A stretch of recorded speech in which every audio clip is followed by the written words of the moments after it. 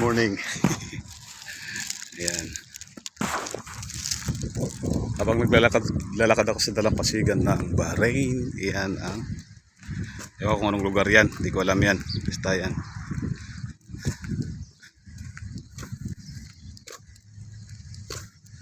Lakad-lakad lang. Bumili kasi ako ng maalmusal. Ang layo.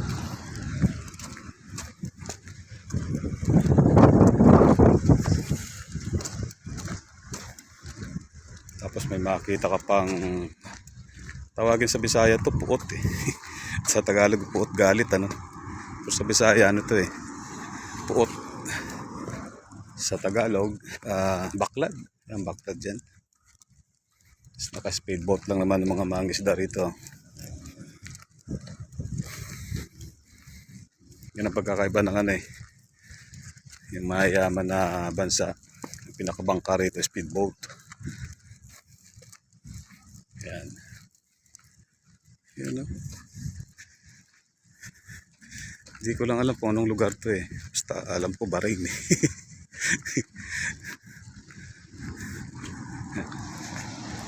Umagang-umaga, siyempre lakad-lakad sa dalampasigan. Masarap ang simoy ng hangin at saka malamig ngayon dito. Wow.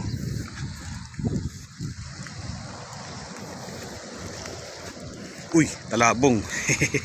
Talabong. Tagak. Talabong sa Bisaya, tagak sa Tagalog. Wow, yan puot oh. Puot. Alala ko si sa Manod Dugoy. Wow. Number 1 yan na may puot. Baklad. Speedboat pa sila oh. Lupit. May baklad din pala dito sa Bahrain.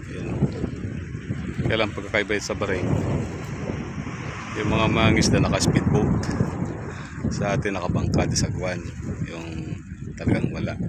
Pero meron namang mga bakang timotor, yung luwag-luwag. Dito naka-speedboat oh. Yung iba talaga